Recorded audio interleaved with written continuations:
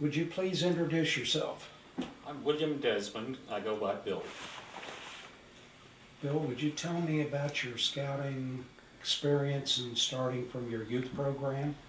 Like, what was your program like in your troop and the size? I started as a Cub Scout in Pack 49 in Fall River, Massachusetts.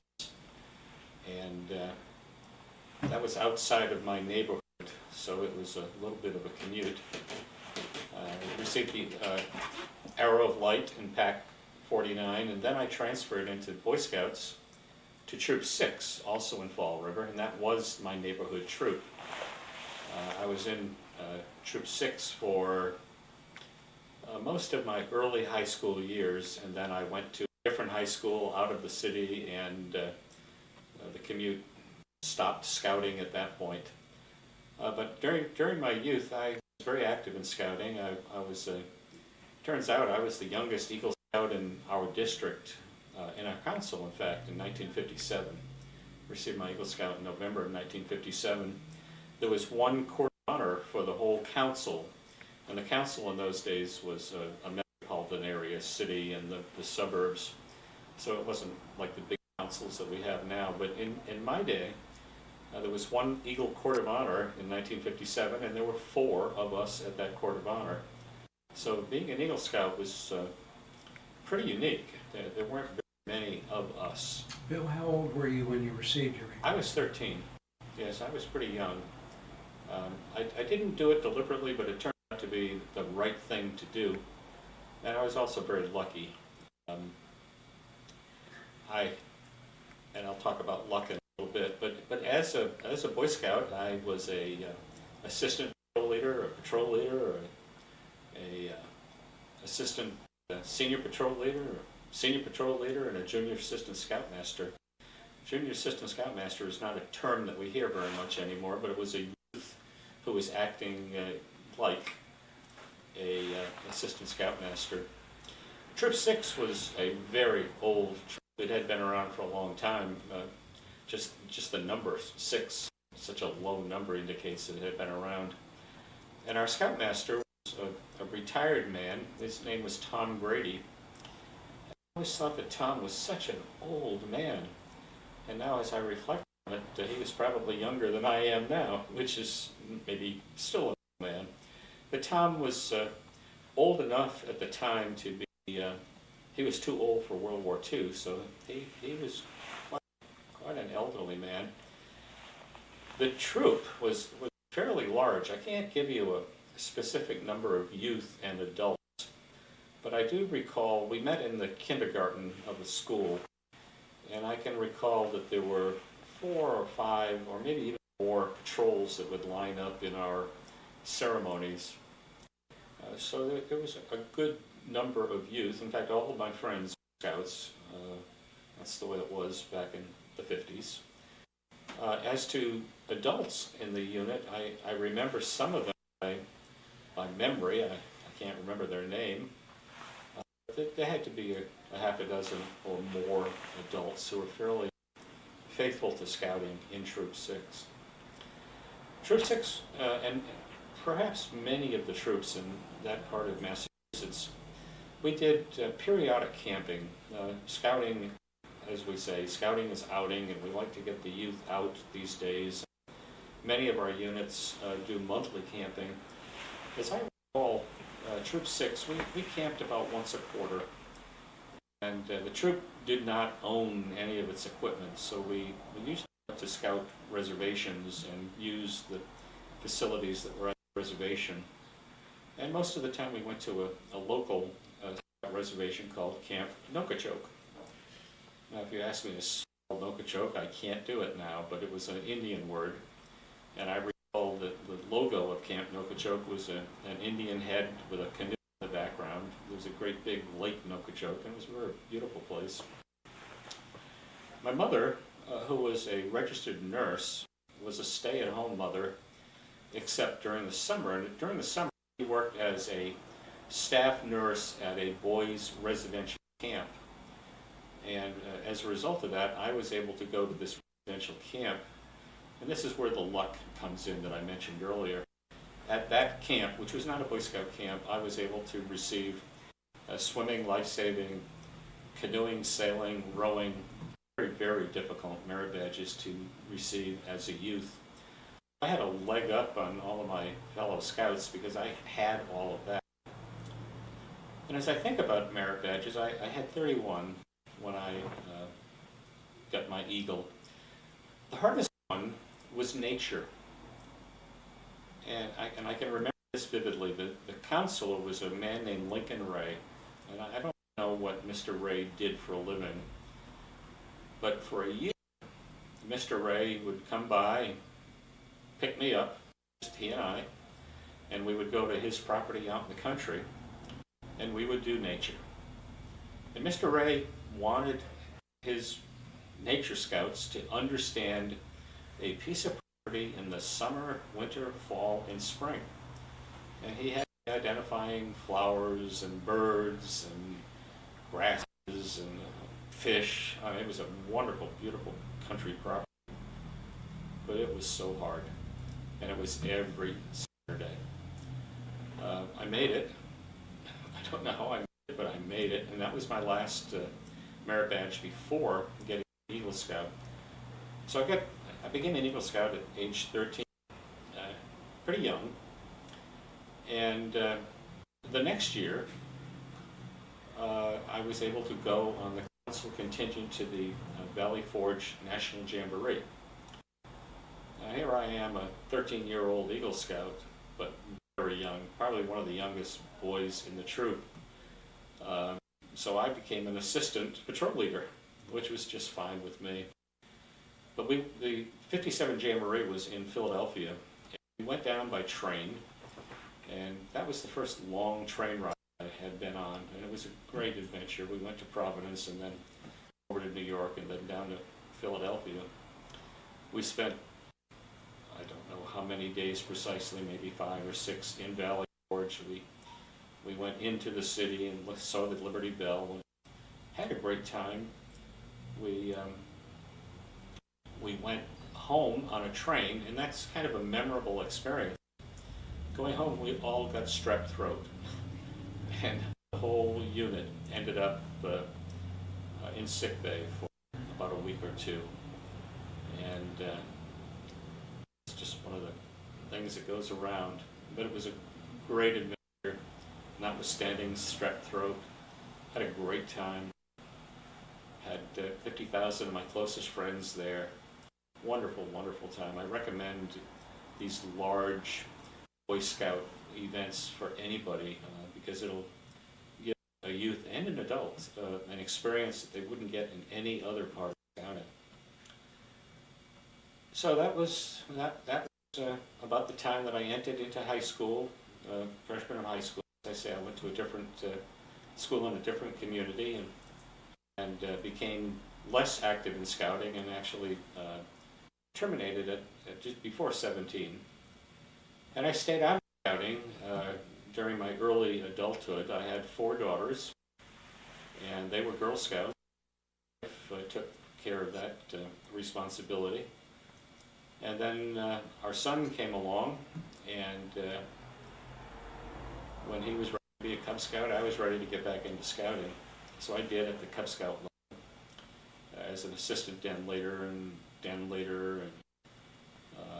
assistant Cub Master. I ended up as the committee chair. I was the COR. I love Scouting. My son Patrick stayed as a Cub Scout, and he went into Boy Scouts, and then I transferred to Boy Scouts with him. I went to Troop 274, which is an institution here in Frederick County, been around a long time. Ron Lehman was his Scoutmaster. Pat had a great time in Scouting. He became an Eagle Scout and earned a lot more merit badges than I did.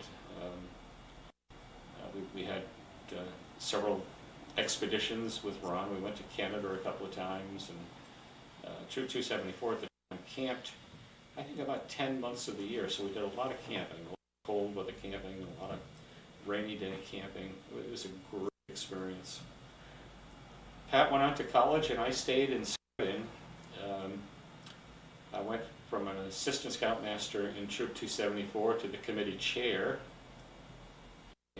spent a couple of years doing that, and then I went on to the district. At the district level, I was a program chair, I was merit badge dean, I was the district chairman of the Catoctin Mountain District. In fact, I was the first chairman of the Catoctin Mountain District. And it turns out I was the last district commissioner of the Catoctin Mountain District. We split up what was the Francis Scott Key District in 2003, I believe it was, 2 or 3, into 2 districts, Appalachian Trail in southern Frederick County and Catoctin Mountain in northern Frederick County. I was first the charter district chairman.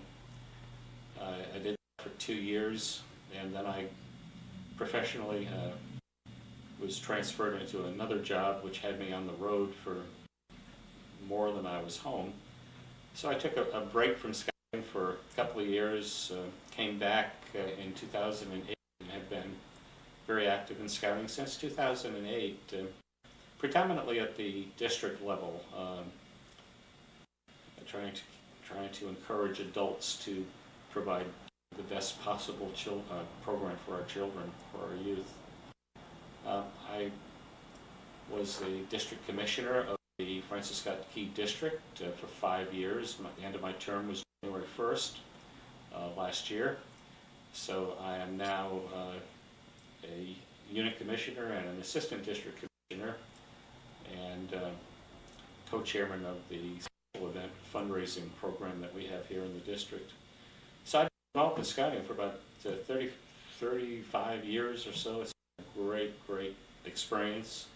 I've gotten more out of it than put into it. I've been very lucky. And of course I would highly recommend it for any youth and adults as well. There's something in scouting for everybody. Professionally, I was a security professional starting in the Atomic Energy Commission, and I started out in Aiken, South Carolina, and spent over 20 years in Aiken. I was transferred to the headquarters office in Washington, D.C. in 1989. I've been here in the Washington metropolitan area since then.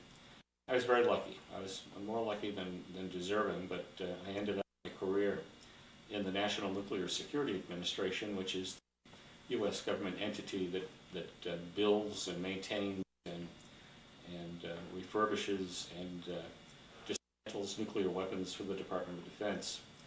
And I ended up as the chief of Defense Nuclear Security, one of 5 senior leaders in the National Nuclear Security Administration.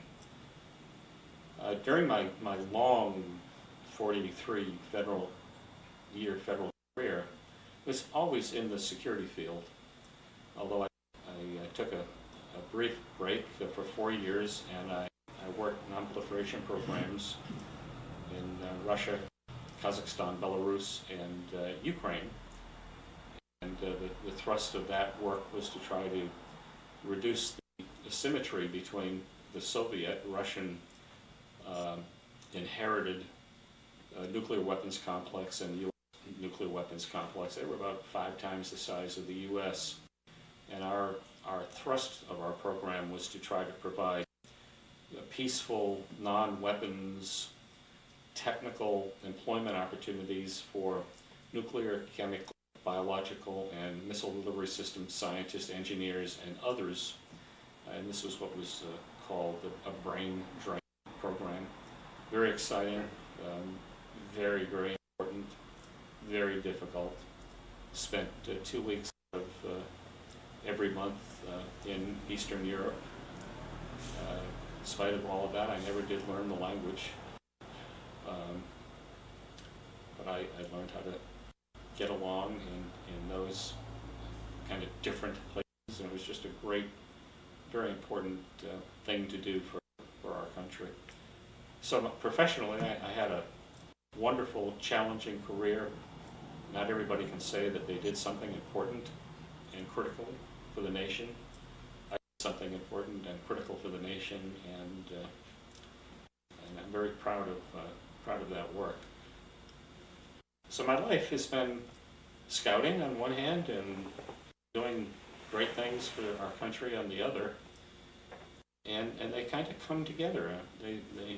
Scouting provided the framework, the philosophy, the moral compass, if you will, that I hoped and tried to carry into my professional life. It's a great merge of professional and personal interest coming together. Bill, you talked about your professional career, and there are only 3 scouters in the history of Frederick County that have earned the Distinguished Eagle Scout, which you have your ribbon on around your neck now.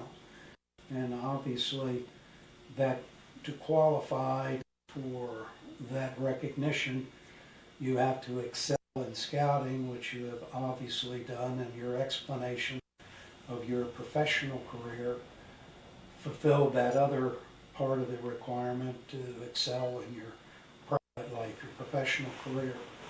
So you joined the illustrious ranks of Joe Davis and George Delaplane, and you being the most recent recipient, well deserved, of that award. Can you tell me some of the other recognitions and awards? I see a lot of knots on your checks, and explain some of those that are important, really important to you. Yeah, I'll do that, of course. But I do want to say that being in the same company as George Delaplane and Uncle Joe Davis is just incredible company. They did far more for scouting than I could have ever even thought of. So again, luck came into play, and the gods shined on me. I was in the right place at the right time. Did fulfill the requirement. The requirement sort of nominally is that you rise to the top of your career field, and I did that. There was no question about that. But in terms of other recognitions, I mentioned receiving the Light as a Cub Scout, Eagle Scout. I have received Silver Beaver Award, the District Award of Merit. I've received a number of training awards, Scouter Training Award, Boy Scout Training Award. Active as a commissioner, I received the Doctorate in Commissioner of Science a couple of years ago.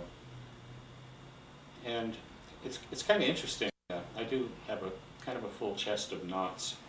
The Boy Scouts recommend that adults wear 3 rows of knots. And when I was a district commissioner and before, I limited my knots to 3 rows. But in January, when I retired as the outgoing district commissioner, I decided that I got to do something with all of those beautiful little knots, and I put them on my shirt. So there's quite a few there. And what I intend to show is not how important I am, but to show the opportunities for service and recognition to other adults. And I hope that by looking at my left pocket, other adults will be encouraged to do what they can do to extend themselves, to get trained, and to be of service to our organization, to our movement. What would you say the most important lesson you have learned from scouting? I take very seriously the Scout oath and law. And I've tried to live my life by the Scout oath and law. So the most important lesson, sort of collectively, is to be trustworthy, loyal, friendly, courteous, kind, obedient, cheerful, thrifty, brave, clean, and reverent. And if you put these all together, the word I use is integrity. Have high integrity, so that people, when they ask you a question, will know that you have answered the question honestly, directly, and they believe you. And having this as the foundation stone of my life, I feel that I have been reasonably successful in doing the kinds of things that I could do for youth and for my country. How do you wish to be remembered as a Frederick County Scouter? Actually, two things. The first is what I've already covered. I would like people to say that, you know, he really did follow the Scout Oath and the Scout Law during the course of his life, and people say that seriously. And I think the second thing is that people would say, you know, he really tried to give back to Scouting. He did his part.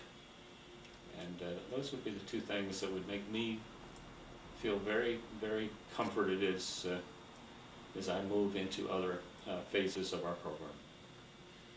This has been a wonderful interview. The final question is usually, what would you like the viewers of this tape to learn from this interview? And obviously you've expressed some wonderful thoughts already. Final thoughts that you would like to add? Maybe a little bit of a repeat.